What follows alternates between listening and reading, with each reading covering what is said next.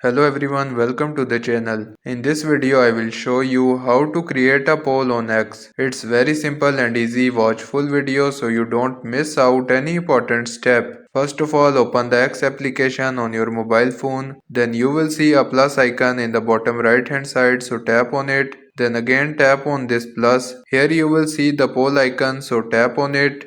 Then write your question for the poll. I'm writing what's your favorite color for now. Then enter choice 1. I'm writing red, and in the choice 2 I'm writing pink. You can add up to 4 choices from this plus icon. After that select poll length. I'm selecting 2 hours. Then tap on set, and from this option you can choose who can reply. Once you are done, simply tap on post on the top right corner. You can see your post was sent. Now go to your profile, and here you can see the poll that we just created. And this is how you can create a poll on X.